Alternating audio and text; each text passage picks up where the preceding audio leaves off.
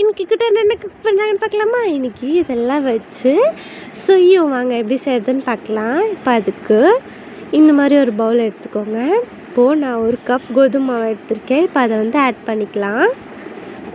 Add பண்ணிவிட்டு இப்போது நான் ஒரு பனானா வந்து ரவுண்டாக கட் பண்ணி வச்சுருக்கேன். இப்போ வந்து இதை வந்து நல்லா ஸ்மாஷ் பண்ணி எடுத்துக்கலாம். நம்ம இந்த சொய்யை வந்து எங்கள் மம்மிக்கு ரொம்ப பிடிக்குமா. எங்கள் மம்மி சின்ன வயசாக இருக்கும்போது எங்கள் பாட்டி வந்து அவங்களுக்கு சுட்டு தருவாங்களாம்.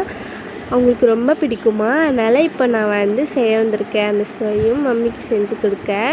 இப்போ நம்ம ஸ்மாஷ் பண்ண பனானா வந்து கோதுமை மாவில் ஆட் பண்ணிவிட்டு இப்போ இது கூட தேங்காய் ஆட் பண்ணிக்கலாம்.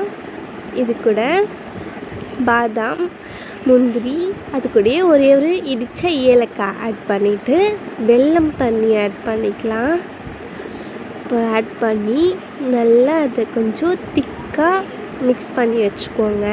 இந்த மாதிரி மிக்ஸ் பண்ணிவிட்டு இப்போது கேஸ் ஆன் பண்ணிக்கலாம்.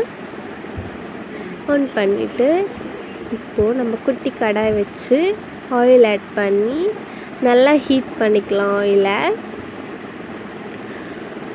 ஆயில் நல்லா ஹீட் ஆனோடனே ஒரு குழிக்கரண்டி எடுத்து அப்படியே எண்ணெயில் விடுங்க. அந்த மிக்ஸ் பண்ணி வச்ச பேட்டரை நான் வந்து டீஸ்பூனில் விட்டனால ஷேப் இந்த மாதிரி வந்துருச்சு.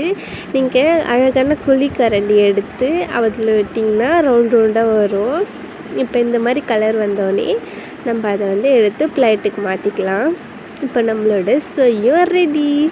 இதை நீங்களும் கண்டிப்பாக ட்ரை பண்ணி பாருங்கள். Easy recipe. பாய்.